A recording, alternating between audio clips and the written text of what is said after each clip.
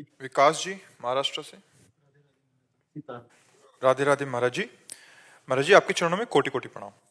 महाराज जी आपने इस नीच अधम पर अपार कृपा की है। आपकी प्रेरणा से 1 वर्ष से मैं सीताराम और मेरी पत्नी सांब सदाशिव नाम का जप कर रहे हैं और आपकी सभी बातों को जीवन में उतारने का प्रयास कर रहे हैं।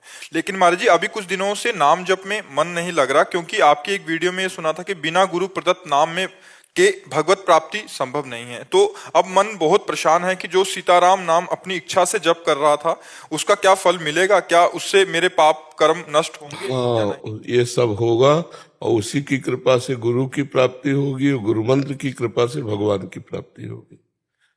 समझ रहे हो? जो बिना गुरु प्रदत्त नाम जपा जाता है उससे पाप नष्ट होते हैं, गुरु की प्राप्ति होती है। गुरुमुख से वही नाम मिल जाए तो भगवत प्राप्ति करा देता है। तो गुरु महिमा है, भगवान की बनाई हुई है।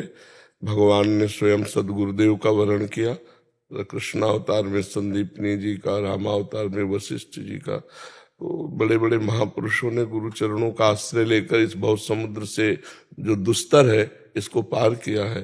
तो नाम जप करो। क्या जप रहे हो? तो सीताराम सीताराम यही जपो, ठीक है? रविंद्र सचदेवा जी मुजफ्फरनगर से। जय जय श्री हरिवंश। महाराज जी आपके चरणों में दास का कोटि कोटि प्रणाम। महाराज जी ये प्रश्न नहीं एक प्रार्थना है आपके श्री चरणों में। ऐसा क्या करूं कि श्री लाडली जी से मिलन के लिए हृदय में ऐसी तड़फ व व्याकुलता पैदा हो जाए कि हर समय आंसू चलते रहें, ये आंसू कभी नहीं रुकें। इस विरह की वेदना में जो परम आनंद है वो कैसे प्राप्त करूं महाराज जी? इसमें प्रथम तो लाडली जी की कृपा है कि वो हमको ऐसा भाव दे दे, और साधन है, साधन को हरिभजन है, कै सत्संग सहाय। खूब भगवान नाम जप करो, कृष्ण नाम जप करो, राधा नाम जप, जो नाम प्रिय लगे खूब नाम जप करो और प्रभु से प्रार्थना करते रहो कि मुझे रोना दे दो, आप अपने विरह में तड़पना दे दो, तो भगवान ऐसा दे देंगे। क्योंकि ये भगवत प्रदत्त ही है। या गुण साधन ते नहीं होई, तुम्हारी कृपा पाओ कोई कोई। साधन को हरिभजन है, कै सत्संग सहाय। साधना हरि नाम जप की है, सहायता सत्संग करता है और कृपा से फिर रोना आने लगता है। जब प्रभु से अपनापन होता है ना और उनको देखे बिना हमें चैन नहीं पड़ती, तब रोना शुरू हो जाता है कि अब कैसे दरस बिन दूखन लागे नैन। जब से तुम बिछुरे पिए प्यारे, कबहु न पायो चैन। दरस बिन दूखन लागे न, कब मिलोगे कब। वो फिर एक अलग भाव आ जाता है। नहीं, जैसे किसी का प्राण प्रिय पति परदेश गया हो, बहुत दिन से आया न हो, कोई खबर न हो, उसकी क्या दशा होगी? पतिव्रता पत्नी, बेविचारणी की बात नहीं कह रहा, पतिव्रता पत्नी की, और उसका प्रीतम परदेश गया, कोई खबर नहीं आई, और उस थोड़ी देर उसके हृदय में हृदय रख के देखो तो आग लगती नजर आएगी। उसको कहीं ठौर नहीं मिलेगा, कोई सूचना नहीं कैसे है वो, कब लौट के आएंगे, कब मिलेंगे, और किसी से उसका राग नहीं है। अब उसकी जो तड़पन है वो एक ही बात में शांति होगी, वो छक के रो लेगी, तब तसल्ली होगी। फिर याद, फिर रोना, फिर याद, फिर रोना, यही सातरत सा लोकांतार्यति। वो स्वयं तर जाता है, स्वयं तर जाता है, लोगों को तार देता है। जो गदगद सुर नैना सजल, दंपति रस रहे भीन। यही गति वृंदा विपिन में फिरे प्रेम तल्लीन। भगवान के लिए रो रहा है, तड़प रहा है, तो जहां चरण रखता है वो भूमि पावन हो जाती है। भगवान के लिए रोना कहाँ आता है? भगवान का प्रसंग चल रहा हो और अपना कोई दुखद विषय लग जाए तो रोना आ सकता है, लेकिन डायरेक्ट भगवान पर रोना, ये किसी लाखों रोने वालों में किसी एक के होगा। लाखों में कोई एक रोता है ऐसे प्रसंगों पे, पर उस प्रसंग में वो और कोई प्रसंग जोड़कर रो रहा है। डायरेक्ट भगवान के लिए रोना, ये बहुत भगवान फिर उसे निश्चित प्राप्त हो जाते हैं जो भगवान के लिए रोता है। किशोरी जी ने स्वयं बताया कि मेरे प्रीतम की प्राप्ति का अगर कोई मूल्य चुकाना चाहता है तो वो है आंसू, आंसुओं से। कबीरा हंसना छोड़ दे, रोने से कर प्रीति, बिन रोए किन पाइया, प्रेम प्यारा अमित। प्रेम प्यारे ठाकुर जी को प्राप्त करने के लिए हमारे पास कोई बस नहीं है, तो फिर एक रोना ही बनता है कि आ जाओ, आप कृपा करके आ जाओ, हमारे हृदय में आ जाओ, हमारे नेत्रों में आप दीख पड़ो। हो तो सर्वत्र पर दिखाई नहीं दे रही है, मेरी सामर्थ्य की बाहर की बात है। आप अपनी कृपा से हमें वो सामर्थ्य दो जिससे मैं आपको पा जाऊं, आपको देखूं जी।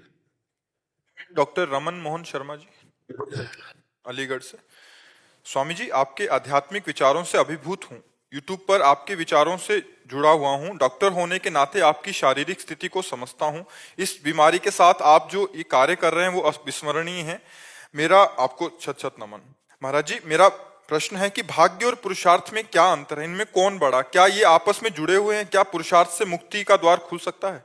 हाँ, पुरुषार्थ बहुत प्रबल चीज है, पर लौकिक कार्यों में पुरुषार्थ उतना प्रबल नहीं है, प्रारब्ध जोर का होता है। जैसे आपने बहुत अच्छी पढ़ाई की, डिग्री प्राप्त की, लेकिन आपके भाग्य में सांसारिक सुख नहीं बधा है तो आपको नौकरी नहीं मिलेगी, आपकी डिग्री की कोई मान्यता नहीं मानी जाएगी।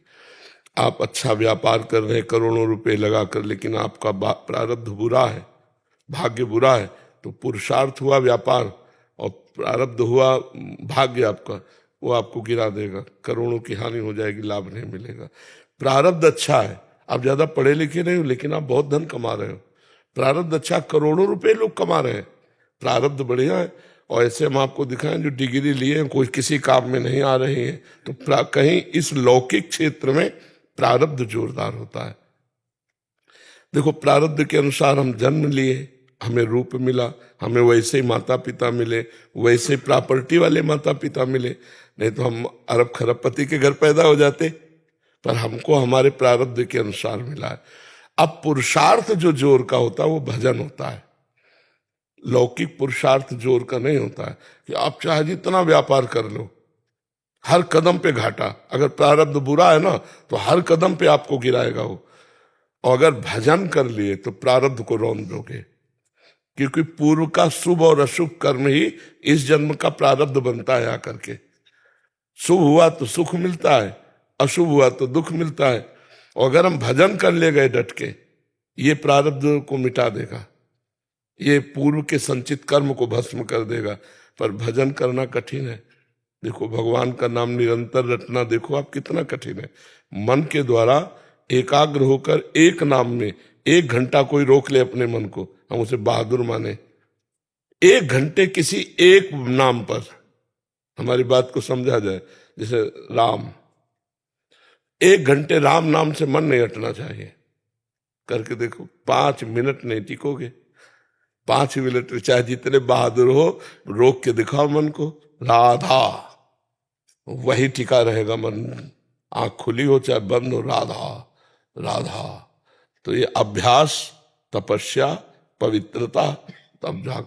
अब ये प्रारब्ध को रौंद देगा, ये प्रारब्ध को मतलब रौंद देगा। अपने आप सब अशुभ नष्ट हो जाएंगे और सब मंगल शुरू हो। पर ये पुरुषार्थ बिरला कोई करता है, नहीं तो सबको प्रारब्ध के अधीन है, कभी सुख कभी दुख, इसी थपेड़े में पूरा जीवन व्यतीत हो जाता है। जिंदगी एक बहुत बड़ी प्रश्नवाचक चिन्ह लेकर आई हुई है, इससे हमको उत्तर देना है। अगर उत्तर देकर नहीं गए तो 83,99,999 योनियां वो हमें बलात् भोगनी पड़ेगी। एक प्रश्न है, जीवन मुक्त हो जाओ। अगर जीवन मुक्त हो गए तो, नहीं तो फिर तो सुअर कुत्ता गधा नाली का कीड़ा, क्या क्या क्या क्या बनना पड़े।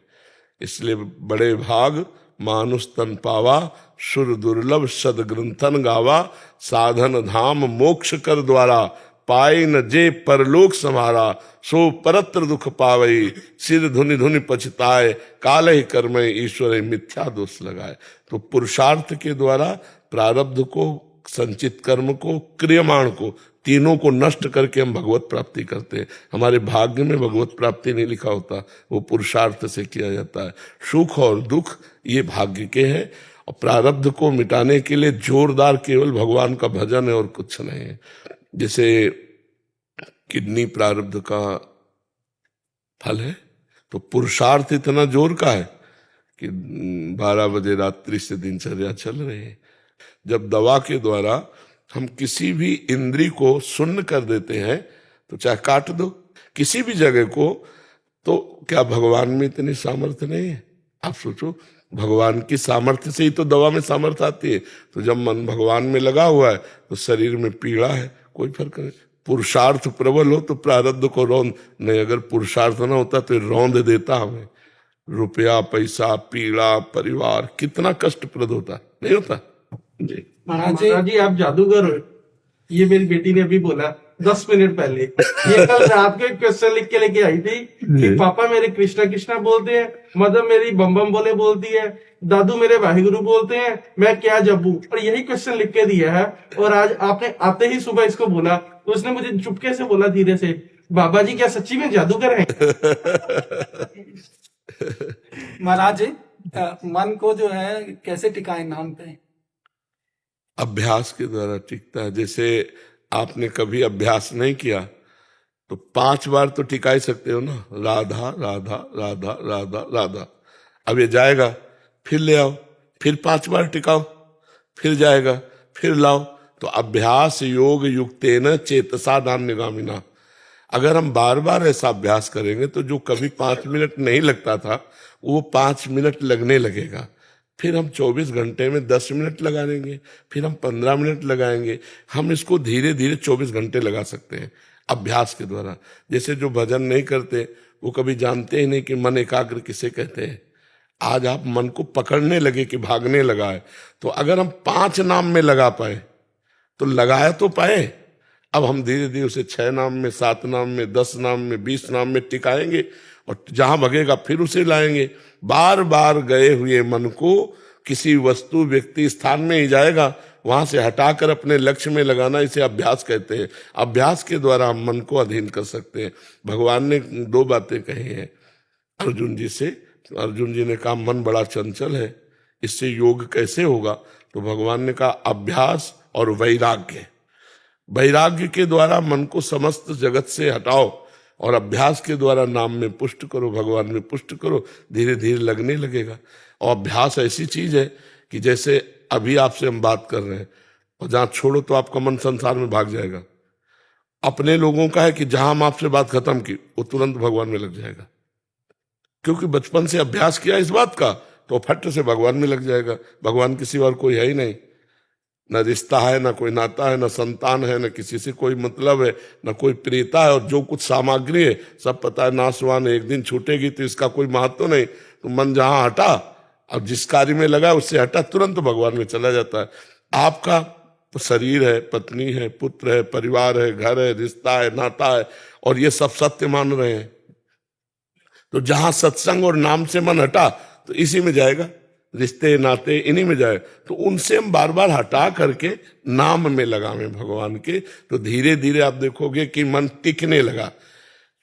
उबे ना, उकताए ना, जल्दीबाजी ना करे, धैर्य पूर्वक धीरे धीरे कि यार 5 नाम में हम टिका पाए, अब हम 10 नाम में टिका पाए, अब हम 12 नाम में टिका पाए, अब हम उन्नति को प्राप्त हो रहे हैं। जिस मन को बस में करना कठिन है उसको हम 15 नाम में टिका लिए, तो हमने बहुत बड़ी उपलब्धि प्राप्त कर ली। अब धीरे धीरे हम इसे और 15 मिनट में लाएंगे, फिर हम इसे 15 घंटा में लाएंगे, फिर इसे बराबर अखंड स्मृति। तो ऐसे अभ्यास से किया जाता है।